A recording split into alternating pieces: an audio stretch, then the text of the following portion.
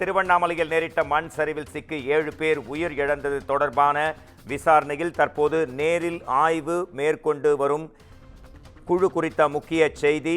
திருவண்ணாமலை தீபமலையில் இருந்து மண் சரிவு நேரிட்டு ஒரே குடும்பத்தை சேர்ந்த 7 பேர் பரிதாபமாக உயிரிழந்த சம்பவத்தில் ஓய்வு பெற்ற நீதிபதி கோவிந்தராஜ், மாவட்ட ஆட்சியர் பாஸ்கர பாண்டியன் உள்ளிட்டோர் நேரில் ஆய்வு மேற்கொண்டு வருகின்றனர். இது குறித்து நமது குமுதம் செய்தியாளர் தரும் உடனடி தகவல்களை கேட்கலாம். மணிகண்டன், உங்கள் உடனடி தகவல்களை தரலாம். திருவண்ணாமலை மண் சரிவு சம்பவம் தொடர்பாக தற்போது நேரில் ஆய்வு என்ற அண்மை செய்தி வந்திருக்கிறது. நீங்கள் தரலாம் உங்கள் ஆய்வறிக்கையை.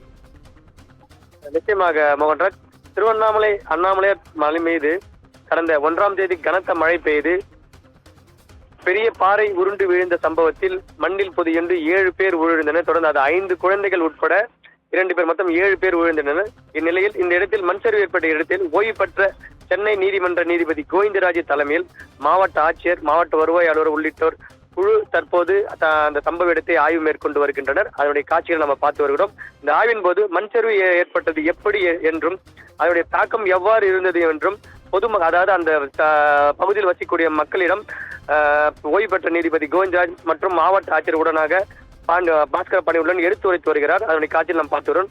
குறிப்பாக மேலும் அங்கு வசிக்கக்கூடிய குடும்பங்கள் தற்போது எங்கே உள்ளது என்பதும் அவர்கள் வேறு இடத்தில் குடியமர்த்த எந்த விதமான மாற்று ஏற்பாடுகளை மாவட்ட நிர்வாக சார்பில் மேற்கொள்ளப்பட்டது என்றும் தற்போது விரிவாக மாவட்ட ஆட்சித்தலைவரிடம் கோவிந்தராஜ் தலைமையில் இந்த குழு தற்போது ஆய்வு மேற்கொண்டு இந்த பார்வை மேற்கொண்டு குறிப்பாக ஓய்வு பெற்ற நீதிபதி கோவிந்தராஜ் செய்தியாளர் சந்திக்கும் போது நீதிமன்றத்துக்கு உயிர்கள் மிக முக்கியம், ஆனால் மக்களுக்கு வீடுகள் முக்கியம்.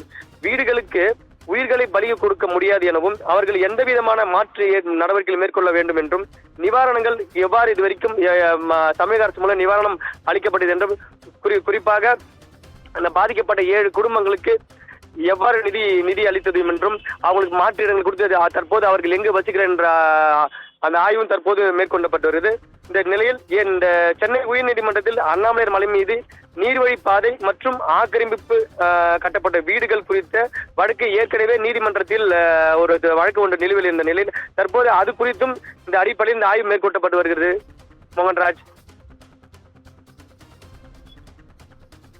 மணிகண்டன், உங்கள் தெளிவான விரிவான தகவல்களுக்கு நன்றி.